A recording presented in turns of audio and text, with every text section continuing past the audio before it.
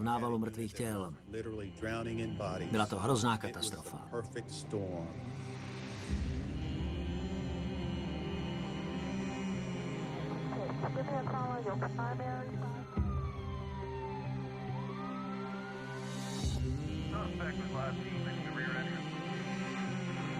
Stále žádní podezřelí v případu vražd.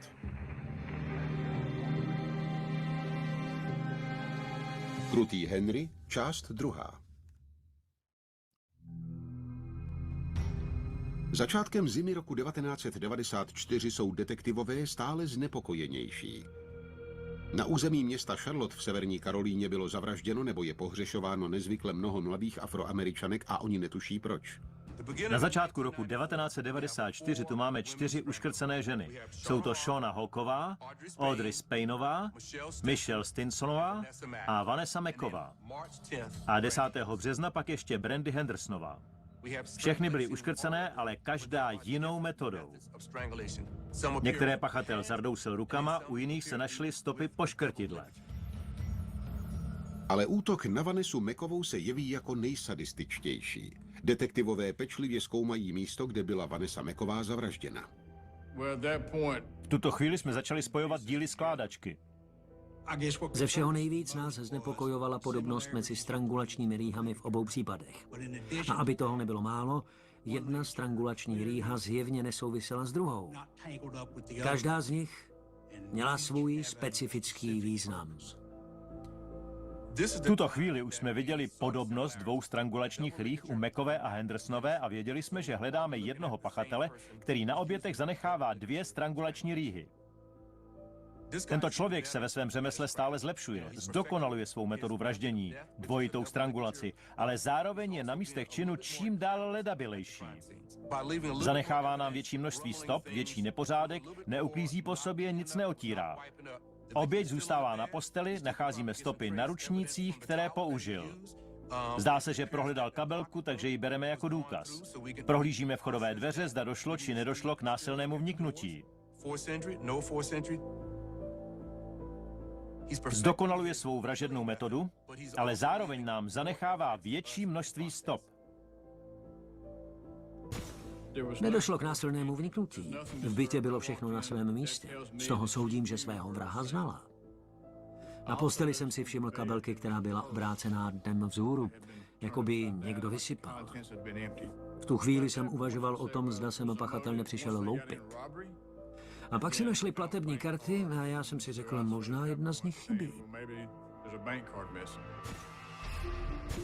Kdykoliv na místě činu najdeme takové věci jako kreditky, šekové knížky a platební karty, obracíme se napřímo na finanční ústav. Zjišťujeme, zda na účtech oběti nedošlo k pohybu. A hledáme stopy vedoucí k možnému podezřelému. U bankomatů, v bankách, případně na jiných místech, kde se proplácejí šeky. Detektivové zjišťují, že platební karta byla použita nedaleko odtud. Vyžádali jsme si videozáznam z bankomatu a pokusili se výběr dohledat. Konkrétní karta, konkrétní čas, konkrétní fotografie. A skutečně se nám podařilo získat fotografie z bankomatu této banky. Hledáme pachatele a ejhle získali jsme snímek muže s náušnicí v uchu, naklánějícího se nad bankomatem, a to by mohl být náš člověk. Spousta pachatelů chce ukradenou kartu použít, přestože ví, že je u bankomatu snímá kamera. Není mu pořádně vidět do obličeje. Je to muž černé pleti se zlatou náušnicí, na níž visí zlatý křížek. To je asi jediná nápadná věc, která byla na fotce vidět. Fotografie k odhalení totožnosti pachatele nestačí. Jak se vyšetřovatelé noří hlouběji do případu vraždy Brandy Hendersonové, mění se jejich názor na předchozí vraždy. Instinkt nám napovídal, že musí existovat stopa, kterou jsme zatím nenašli, jež všechny tyto případy spojuje. Když srovnáme případ Hendersonová, případ Hawková a ostatní vraždy, k nímž v tomto období došlo, vidíme, že pachatelova agresivita roste. Měnící se vrahův duševní stav se projevuje i na stavu, v jakém zanechává místa činu. U prvních případů, například u vraždy Hawkové, provedl pachatel systematický úklid místa činu. Nyní tu máme nový případ Hendersonovou. Místo činu vypadá otřesně, je tam velký nepořádek. Pachatel byl možná pod vlivem drog, alkoholu nebo je jednoduše nevyzpytatelný.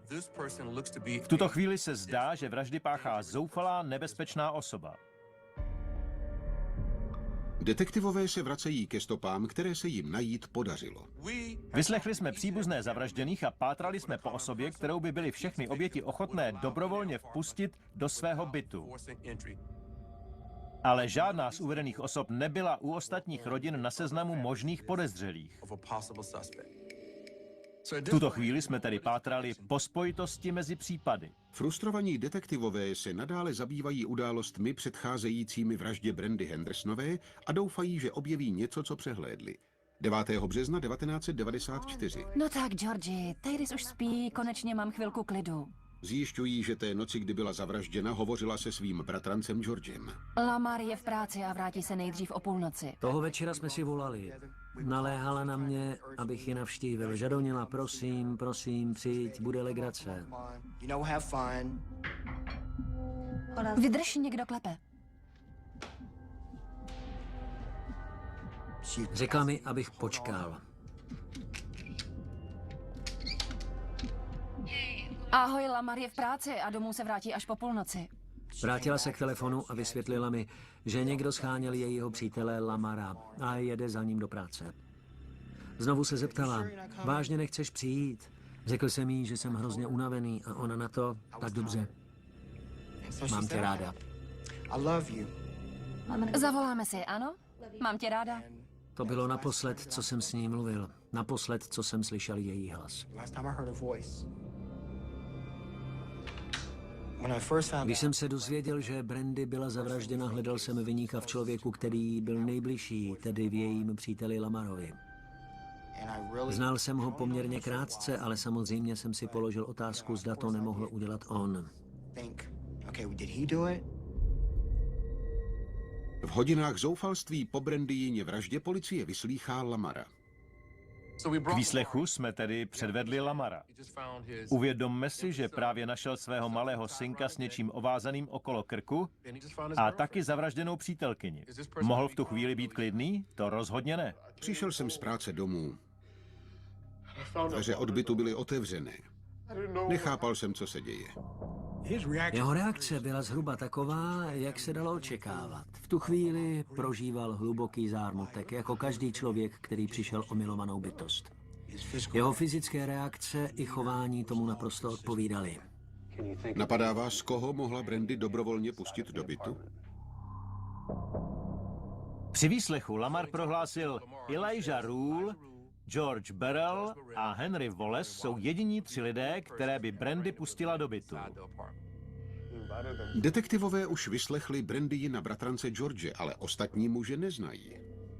Když se při výslechu dozvíte nějaké nové jméno, snažíte se ty osoby co nejdřív vyhledat a zjistit, kde se v době činu nacházeli a zda mají alibi. Prohledávají místní i státní databázy a zjišťují, zda některý z těchto 3 mužů nemá záznam v trestním rejstříku. Na Elijah ani na Georgeovi nás z policejního hlediska nic neupoutá. Soustředíme se tedy na Henryho. Ale ten měl na svědomí pouze několik drobných krádeží, nic závažného. Žádný z těch 3 mužů, které by Brenda pustila do bytu, nám tedy nebyl podezřelý. Zatímco vyšetřovatelé rekapitulují známá fakta a znovu studují Lamarovu výpověď, vrací se detektiv Stansbury z místa činu. Stansbury se zeptal, co jste našli. Povídá, máme tu jen nějakého Henryho Wallace obviněného z krádeže v obchodě. A ona to, vytáhněte mi jeho složku, podívám se na něj. Díval jsem se na tu fotografii a jeden detail mě praštil do očí. Stansbury povídá, tak moment.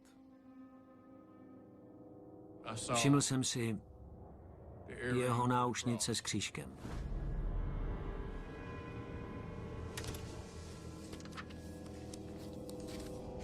Henry Wallace měl v uchu náušnici. Vzpomněl jsem si už, že muž s náušnicí použil kreditní kartu oběti. Stansbury pečlivě studuje fotku muže s náušnicí s přívěskem ve tvaru kříže, sklánějícího se nad bankomatem. Zatímco tvář podezřelého je na fotografii poskytnuté bankou k nepoznání, náušnice je dobře viditelná a vypadá identicky. Koukám na tu fotku a říkám, možná jsme mu na stopě.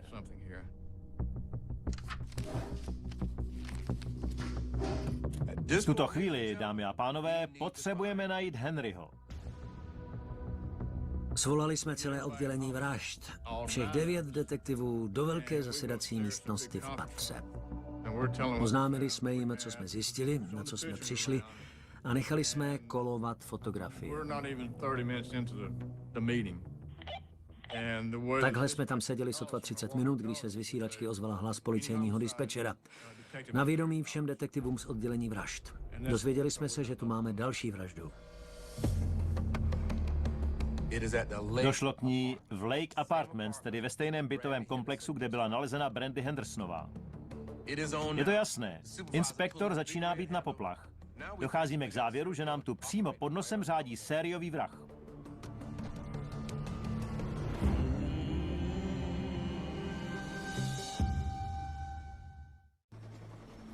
Charlotte, Severní Karolína.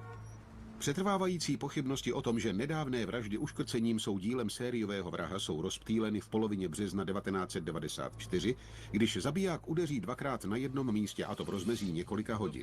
První tělo bylo objeveno krátce po půlnoci, bohužel však nebylo poslední.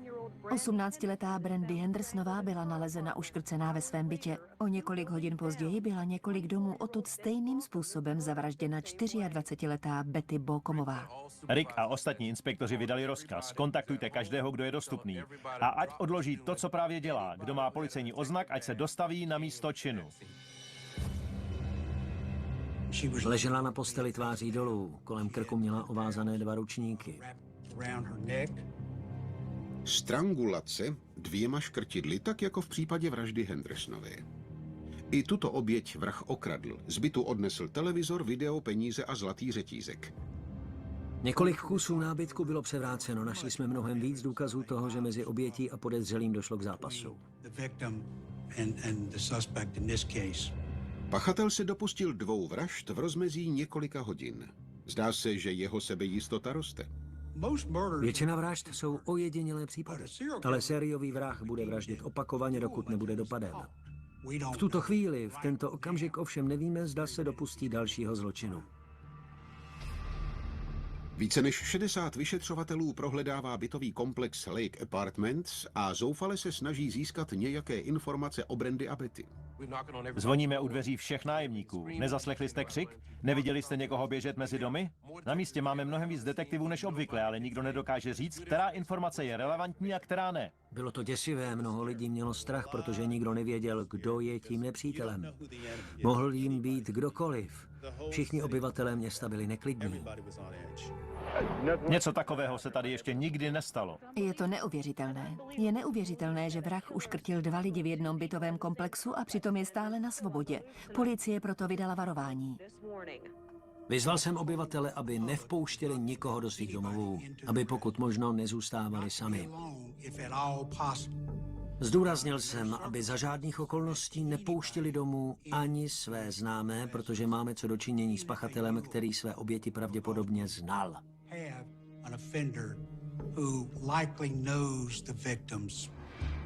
Rozsáhlá agitace pokračuje a detektivové se zatím snaží získat co nejvíc informací o Henrym Wallaceovi, muži, jehož jméno zmínil přítel Brandy Hendersonové Lamar. Pustili jsme se tedy po Wallaceově stopě, ale věděli jsme o něm jen to, že se přátelil s Brandy Hendersonovou, že kdysi kradl v obchodě a že nosí podobnou náušnici jako podezřelý v případu vraždy Vanessy McCové. Policisté si nejsou jistí, zda jdou po správné stopě, ale dozvědí se, že Wallace bydlel na několika místech ve východním Charlotte, nedaleko od Brandy Balcombové a Brandy Hendersonové. V současnosti je místo jeho pobytu neznámé. Zároveň jsme se dozvěděli, že Wallace má problémy s drogami. A na místech činu to vypadalo, jako by pachatel hledal peníze na drogy. To znamená, že bychom si na milého Henryho Wallace měli posvítit. Mezitím dojde k průlomu ve vyšetřování vraždy Betty Balcombové. Momentálně hledáme vůz poslední oběti. Domníváme se, že podezřelý v tomto vozidle odjel. Natrefili jsme na jednu sousedku, která mluvila o autě Betty Bocomové a ta nám doslova řekla, na tomhle místě Betty obvykle parkuje a teď tam její auto nestojí. Nyní tedy musíme vyhlásit pátrání po zřejmě odcizeném vozidle, jehož krádež možná souvisí s vraždou. Ve čtvrtek 10. března v brzkých odpoledních hodinách jsme zveřejnili informaci, že hledáme šedý Pelsar. Zakrátko nám na tísňovou linku zavolal znepokojený občan, který uvedl, že auto velmi podobné tomu hledanému je zaparkované nedaleko Lake Apartments. Připadá mi to zvláštní, na místě činu máme všechny policisty z našeho oddělení a pachatel si klidně přiveze auto zpátky a zaparkuje ho naproti přes ulici. Z toho usuzuji, že podezřelý si s námi hraje na kočku a myš, že se nám vysmívá. Policisté se sesypou na auto Betty Bocomové a celou oblast ohradí.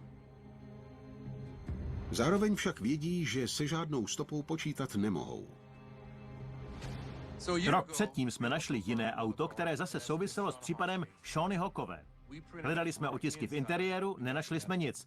Hledali jsme na karosérii, také nic. Pokoušeli jsme se najít stopy, ale bezúspěšně. Nyní tedy máme vůz Betty Bocomové. Odvezli jsme auto do dílny, zvedli heverem a zkoumali jsme ho ze spodu. Pak jsme přešli k interiéru. Pokoušeli jsme se sejmout otisky z volantu, řadící páky, ze skřínky před spolujezdcem, z dveřních kliček, ale nic jsme nenašli. Ten muž auto dokonale vycítil. V interiéru vozidla jsme žádné otisky nenašli. Nyní jsme tedy přešli na karosérii vozu. Na zpětných zrcátkách se otisky nenašly. Pak jsme se přesunuli dozadu k místu, kde se otevírá kufr a ejhle, našli jsme otisk dlaně. Byl na zadní části automobilu Betty Bocomové. A kdože tam ten otisk dlaně zanechal? Henry Louis Wallace.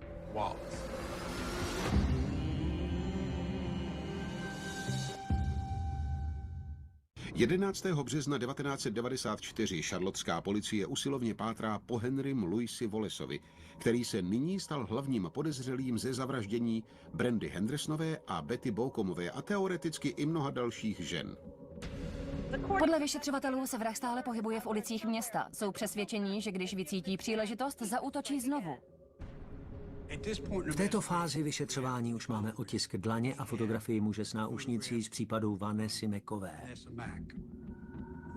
Vidíme podobnost mezi těmito případy.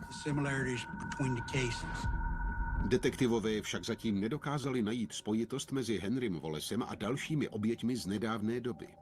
Odkud Henry všechny tyhle ženy znal? Co ho se všemi těmito ženami spojovalo? To jsme v této fázi netušili. Aby policie Wallace nevarovala, neuveřejní v médiích jeho jméno. Ale jelikož je sériový vrah stále na svobodě města, Charlotte se zmocňuje panika. Vyrostla jsem v New Yorku a tohle město jsem považovala za bezpečný přístav, ale tím už evidentně není. Lidé volali a bombardovali policii dotazy. Ptali se, co už se zjistilo, co ještě ne a zda jsou v bezpečí. V té době pracovala policie s mimořádným úsilím. Oddělení vražd bylo stále pod obrovským tlakem, aby případ vyřešilo a vraždění skončilo. Policie i nadále hledá Wallace ve východním Charlotte, kde byly zavražděny Bocomová a Hendersonová a obracejí doslova každý kámen. Wallace je ovšem těžké najít. Ukazuje se, že osoba blízká Brandy Hendersonové Wallace osobně zná. Vyslýcháme Brandyna přítele Lamara. Hovoří o Henrym, ale dozvídáme se o něm jen to, že se právě rozešel s dívkou jménem Sadie. Sadie policisté zakrátko vypátrají a přivádějí ji na stanici, aniž by tušili, co dívka o svém bývalém příteli Henrym Wallaceovi ví. Slečno McKnightová, mohla byste identifikovat svého přítele? Sadie jsme tedy předvedli. Co jsme od ní chtěli vědět? Zda byl Henry Wallace jejím přítelem. Zda v jeho životě figurují i jiné ženy a zda má nějaké další přátele. Ze Sadieny výpovědi je zřejmé, že Henry je velmi milý a laskavý člověk, muž, jehož by kterákoliv z těchto žen bez váhání vpustila do svého bytu. Sadie se Henryho snažila udržet na správné životní cestě, ale věděla, že má problémy s drogami. Dělala pro něj, co mohla, ale drogy byly příčinou jejich rozchodu. Když se však Sadie dozví podrobnosti o posledních vraždách, hluboce jí to otřese. Když jí došlo, že její bývalý přítel je možná sériovým vrahem, kterého hledáme, sesypala se. Byla v naprostém šoku. Znala řadu jeho obětí, ale prostě si to nespojila. Osobně si myslím, že o ničem nevěděla. Sadie zná jen několik bývalých Wallaceových adres a netuší, kde by se momentálně mohl zdržovat. V tuto chvíli jsme tedy znali jen adresy několika jeho přátel a několika Wallaceových bývalých bydlišť. Přišli jsme do jednoho opuštěného bytu a prohledali ho. Po Wallaceovi tam nebylo ani stopy. V této fázi jsme již věděli, kdo ten muž je, ale nemohli jsme ho najít, jako by se po něm zem slehla.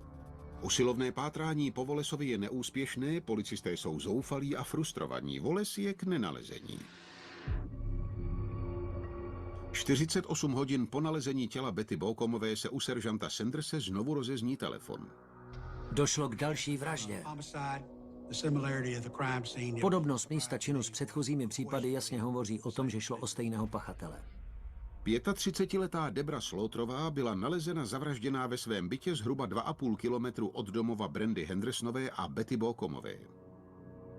Vražda svým provedením opět jasně ukazuje na Henryho Wallace. Opět bylo použito 2 škrtidel, opět se jednalo o ručníky, ale nejpřesvědčivější byly bodné rány. Rány byly velmi hluboké a jejich okolí zhmožděné, což svědčilo o tom, že byly zasazovány velkou silou. Velice brutální vražda. Naše nejhorší obavy se naplnily. Úkolem číslo 1 bylo zabránit další vraždě. Policie sleduje každičkou stopu, ale všechny vedou do slepých uliček. Až na základě typu zamíří do východního Charlotte, kde se podle volajícího Wallace skrývá. 12. března v 17:25 našli uniformovaní policisté Henryho Wallace zhruba 800 metrů od bydliště Debry Slaughterové. Myslím, že nás Wallace uviděl venku a to ho vyděsilo. Zbaběle se proto utíkal schovat do koupelny a právě zde jsme ho také objevili.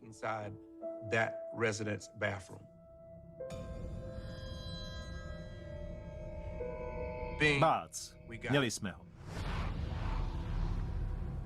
Wallace odvážejí na policejní stanici k výslechu. Vyšetřovatelé však stále přesně nevědí, jak velkého zločince v osobě Henryho Wallace dopadli.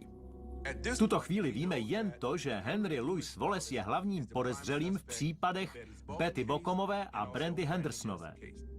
Netušíme, do jaké míry je vlastně v obou případech zapleten. Momentálně nás zajímá, co dalšího má ještě na svědomí. Wallace jsme přivedli do jedné z našich výslechových místností. Byl velmi klidný, až to hraničilo s drzostí, jestli mi rozumíte. Trochu zapáchal, zdálo se, že je unavený, několik dní se pravděpodobně nepřevlékal. Musel nás bedlivě sledovat, protože jsme po něm šli. Byl to hromotluk, ale připadal mi klidný. Na oddělení vražd jsem v té době působil 10 let. Zažil jsem podezřelé, kteří při výslechu hulákali, držíte tu nevinného člověka a bušili pěstmi do stolu. Henry takový vůbec nebyl. Seržant Sanders tehdy řekl Mark Cohen a Dower Price do místnosti číslo 1. Zahajte výslech. My ostatní stojíme venku, jako bychom očekávali narození dítěte. Napjatě tam čekáme a doufáme, že z něj něco vypadne, že se někam posuneme.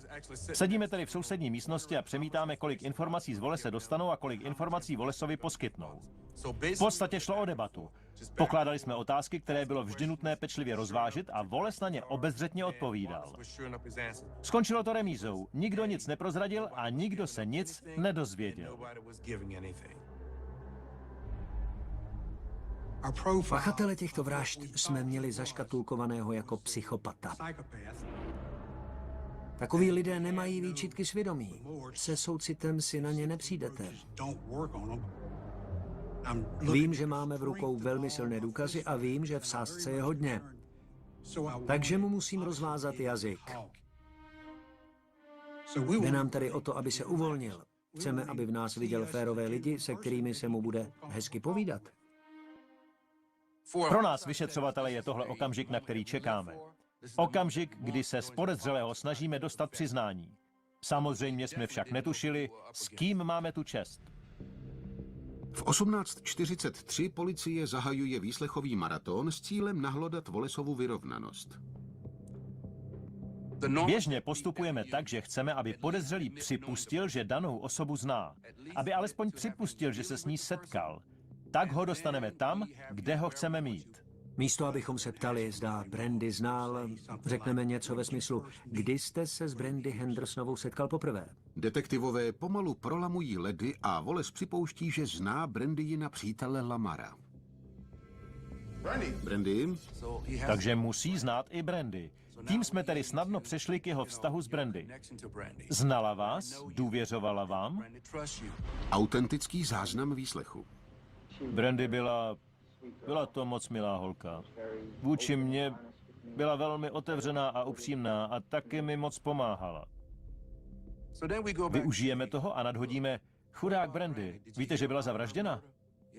Jo, co se vlastně stalo? Slyšel jsem, že se jí někdo snažil uškrtit a zabil její dítě. Dokázali jsme mu, že znal Brandy. Teď jsme potřebovali stočit řeč na Betty. Tělo Betty Balcomové bylo nalezeno přibližně 8 hodin po Brandy Hendersonové. Autentický záznam výslechu. Odkud znáte Betty? Pracovala v Bojangles, tam jsme se seznámili. Detektivové se zakousnou. Řeknou, víte o Betty, co na to říkáte? Jo, o Betty vím. Vezla vás někdy svým autem? Jel jste s ní někdy domů vozem? A on povídá, jo, vím, jaké má auto, takový malý Pulsar.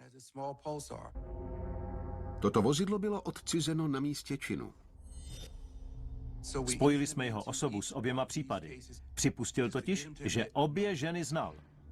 K Balcomové se detektivové ještě vrátí, ale v mezičase odvádějí řeč na další oběti vražd a Wallace se nevědomky přiznává. Začnou hovořit o Debře Slaughterové, poslední oběti, jejíž jméno ještě nebylo zveřejněno. O smrti Debry Slaughterové v té době ještě nikdo nevěděl. Ale při výslechu Henry řekl, jo, znám ji.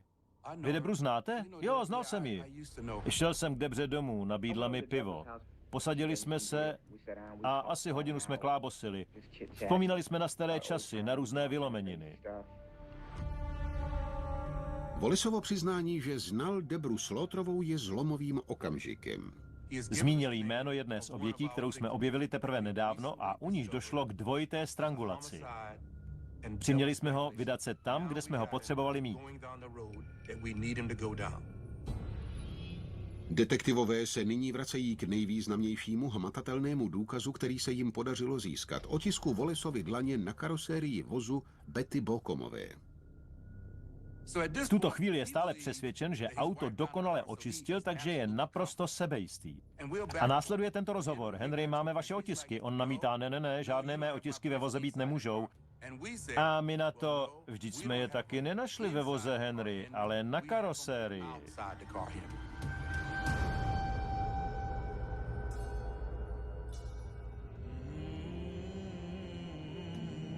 Wallace zahnaný detektivy do kouta okamžitě umlká.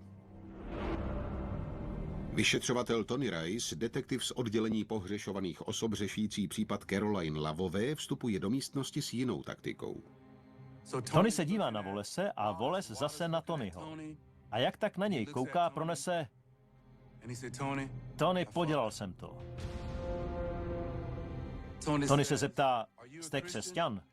Wallace odpoví, rád bych se za něj považoval. Tony na to reaguje slovy, dobrá, pojďme se společně pomodlit.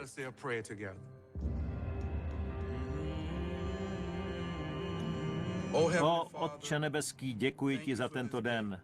Máme před sebou těžké chvíle a já tě žádám, abys nás vedl, až budeme diskutovat o tématu z nejvážnějších.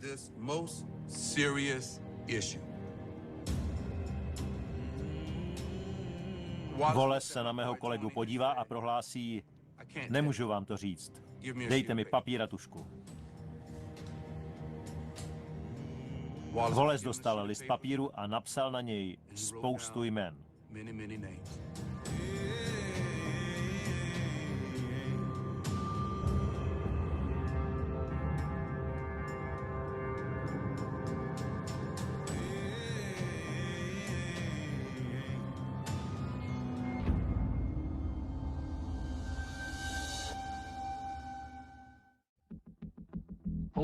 Podle policie se jedná o sériového vraha, který bezmála 2 roky chodil ulicemi našeho města a vraždil mladé ženy. Podezřelý sériový vrah Henry Louis Wallace se při výslechovém maratonu začíná hroutit. Tony Rice, jeden z našich detektivů, vychází z místnosti a ukazuje mi papír, na kterém jsou napsaná nějaká jména. Oznamuje mi, že Henry tato jména napsal pro mě a chce učinit prohlášení. Ano, tyhle ženy jsem zavraždil. Tony nám ukázal list papíru, všichni jsme ho obklopili a četli jsme ta jména. V tu chvíli jsme nevěděli, co na to říct, co udělat. 9 žen, které v letech 1992 až 1994 buď zmizely nebo byly zavražděny v severokarolínském Charlotteu. Musíte si ovšem uvědomit, že jsme si to všechno začali dávat dohromady teprve před 2 dny. Do této chvíle detektivové nespojovali Wallaceovo jméno se žádnou ze zbylých vražd. Pro nás všechny to byl jeden z nejbláznivějších okamžiků celé naší kariéry. Významně ovlivnil naše profesní životy. On byl tím důvodem, proč nedocházelo k násilnému vniknutí, protože všechny své oběti znal. Znal každou z těch dívek. To byl chybějící dílek skládačky. Jedno ze jmen nebylo v tu chvíli známé ani samotným detektivům. Jméno Valencia Jumperová v tomto případu nefigurovalo. Ptali jsme se ho, kdo je Valencia Jumperová. Odpověděl, no jo, Valencia Jumperová je ta holka, co zemřela v plamenech. Ohořelé ostatky Valencie Jumperové byly nalezeny 10. srpna 1993. Sotva 2 měsíce po vraždě Audrey Spainové a měsíc před vraždou Michelle Stinsonové. Až do této chvíle byla její smrt považována za nešťastnou náhodu. Nyní již policie ví, že Wallace založením požáru pouze zahladil stopy po další vraždě uškrcením. Během dalších 10 hodin Wallace vypráví, jak své oběti náhodně navštěvoval, jak ho ochotně vpouštěli do svých domovů a jak je vraždil. Začíná vraždou Brandy Hendersonové. Autentický záznam výslechu. Nyní vás požádám, abyste nám sdělil, co víte o vraždě Brandy Hendersonové.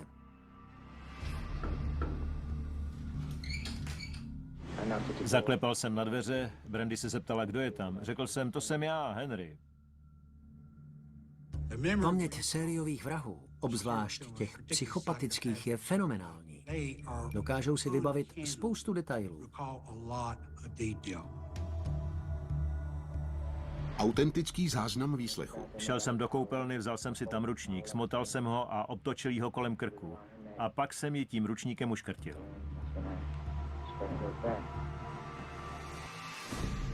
Wallace líčí do děsivých detailů, jak zavraždil všech 9 svých obětí. Měli jsme výpověď Henryho Wallace. Detailní komentář ke všem případům. Opravdu velmi podrobný. Našel jsem velký obrovský pytel na odpadky, vecpal jsem do něj její tělo a odnesl jsem ji stichlou ulicí až na to místo, kde jsem ji pak zanechal. Je to psychopat. Své činy vlastně nepovažuje za vraždy. Šli jsme do koupelny, kde jsem jí uvázal škrtidlo, ponořil jsem ji a držel jí hlavu pod vodou, dokud nezemřela. Ty ženy mu důvěřovaly. Dokonce natolik, že ho pozvali k sobě domů. A jejich důvěra se jim krutě vymstila. Mezi 9 oběťmi je i Caroline Lavová, jejíž tělo se nikdy nenašlo. S Caroline jsem se seznámil přes svou přítelkyni Sadie. V té době jste chodil se Sadie McKnightovou? Ano. Byla to právě Sadie McKnightová, která společně se samotným Wallacem ohlásila na policii pohřešování Caroline Lavové. Nyní Wallace naprosto věcně bilancuje její vraždu. Autentický záznam výslechu. Seděla na gauči, sehnul jsem se k ní a políbil jsem ji na tvář. Nevzpomínám si, zda jsem ji uškrtil holýma rukama, nebo zda jsem k tomu použil nějakého předmětu.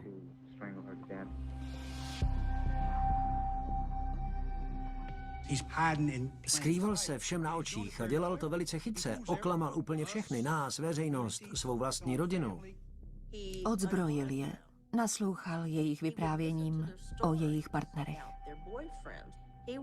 Byl to ten dobrý kamarád Henry, jejich starší bráška. Ten, kdo jim rozumí, kdo na ně nikdy nevyvíjí žádný nátlak. Kromě tohoto přiznání Wallace rovněž tvrdí, že každou z žen před zavražděním znásilnil. Přitom však vyvíjel maximální úsilí, aby tuto skutečnost zamaskoval. Zdálo se, že kromě vraždy nedošlo mezi obětí a pachatelem k žádné další interakci. Později jsme se však od samotného Henryho dozvěděli, že všechny své oběti převlékl a že to dělal jenom proto, abychom nehledali stopy po znásilnění. V řadě případů byla použita odpovídající laboratorní technika, ale výsledky zdrželo obrovské množství restů. Když byly výsledky konečně k dispozici, ukázalo se, že u 5 obětí byly nalezeny stopy DNA Henryho Wallace. Wallace je monstrum. Jeho činy byly tou nejhorší formou zrady. Dobrý večer, děkujeme, že nás sledujete. Město Charlotte je stále šokovaným městem. Když je konečně odtajněna totožnost prvního sériového vraha v Charlotte, mnozí z těch, kteří ho znali, jsou šokovaní tím, jaké monstrum mezi nimi žilo. Už vím, že to dělal on, je mi z toho zle. Jsem zdrcená, naprosto šokovaná. Nemůžu uvěřit, že to dělal právě tenhle člověk. Z toho víkendu si pamatuji výroky některých jeho známých. Vzpomínám si, jak byli překvapení, protože ho všichni považovali za bezúhonného člověka. Henryho znám osobně, nenapadlo by mě, že je toho schopen. Proč? Protože samozřejmě nevím, jak se sérioví vrazi obvykle chovají, ale on mi k tomu naprosto nesedí. Toto rozčarování se přenáší i na příbuzné oběti. Některé z nich totiž Wallace také utěšoval. Ve zprávách toho dne pořád ukazovali Seaniny fotky. A pak tam zase ukazovali jeho, Henryho Wallace. Tehdy jsem se začala rozpomínat, všechno se mi vybavilo. Bože můj, on mě objímal. Říkal mi, že ho to hrozně rmoutí a já jsem mu věřila. Henry Wallace říkal podobné lži i sestře Caroline Loveové, Kathy. Ptala jsem se ho a on tvrdil, že nic neví. Řekl mi, Kathy, když něco zjistím, dám ti okamžitě vědět. A přitom to udělal on. Zavolal mi Gary McFadden a řekl, máme ho. Dostali jsme ho. Povídám, Gary, jestli ho opravdu máte, nesmíte ho pustit. Za žádných okolností. Nikdy. Vy sám mi za to ručíte, rozumíte mi? 19 hodin po zatčení Wallace souhlasí s tím, že policisty zavede k ostatkům Caroline Loveové. Jedeme dodávkou a on řidiče navádí do odlehlé oblasti v našem okrese. V tu chvíli sedím vedle vraha a povídáme si. Není vůbec rozrušený, emoce téměř nedává najevo, naprosto klidně nám říká, kde máme odbočit. Společně s detektivem Wardem vystupujeme z dodávky a kráčíme s Henrym zapleveleným lesíkem. Říká, že si dodnes vzpomíná na ten strom a na tu malou rokli. Krátce na to jsme našli kosterní ostatky Caroline Loveové. Caroline Loveová se jedné letní noci roku 1992 nevrátila domů z práce. Měsíce plynuly a policisté se obávali nejhoršího. Netušili však, že se stala obětí muže, který je údajně nejhorším vraždícím monstrem v historii města Charlotte. Zdrtilo mě to, zdrtilo mě to.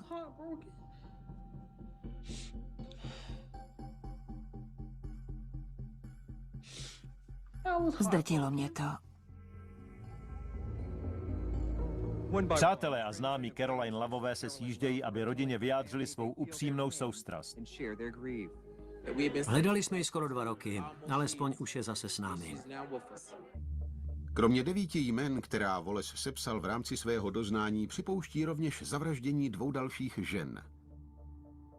Sharon Nansová je jeho první obětí v Charlotte, byla zavražděna v roce 1992. 18letá Tashonda Betteová, pocházející z jeho rodného Barnwellu v Jižní Karolíně, je jeho 11. obětí. Wallace Tashondu uškrtil tak jako ostatní. Ve dnech po Wallaceově zatčení se vztek na Wallace rychle mění v rozhořčení nad tím, jak dlouho policii trvalo, než vraha dopadla. Zdá se, že charlotteská policie dlouho nepřipouštěla, že má co dočinění se sériovým vrahem.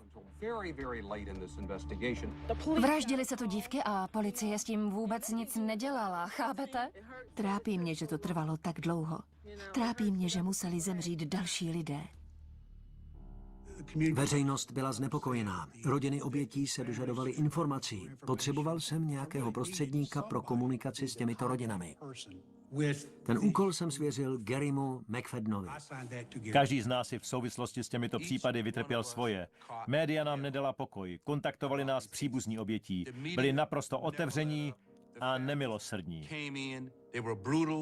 Všichni nás kritizovali, že vraždám nevěnujeme dostatečnou pozornost. Policejní oddělení bylo pod velkým tlakem. Spousta lidí totiž policisty obvinovala z toho, že případy berou na lehkou váhu, protože oběťmi jsou výhradně Afroameričanky. Gary McFadden se z ničeho nic stal hlavním vyšetřovatelem těchto případů. Jeho schopnosti ho opravňovaly k tomu, aby se jim stal. Byl jsem si jistý, že svou práci bude vykonávat dobře. Když se na ty události dívám zpětně, byla to etapa mé kariéry, která mě změnila v toho policistu z oddělení vražd, kterým jsem dnes. Naučil jsem se jednat se svými kolegy, naučil jsem se vypořádat se stresem. Ale především jsem se naučil provádět důkladná vyšetřování v místní komunitě. Vyšetřování případu Wallace mělo za následek výrazné personální rozšíření oddělení vražd charlottské policie, vybudování vlastní forenzní laboratoře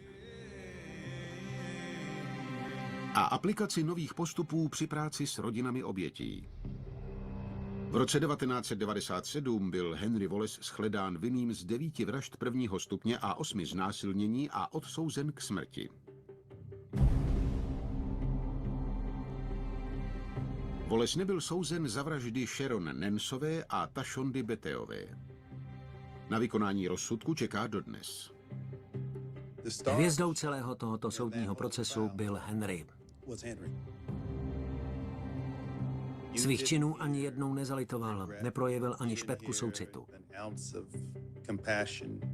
Choval se jako stroj, který prostě musel udělat to, co udělal.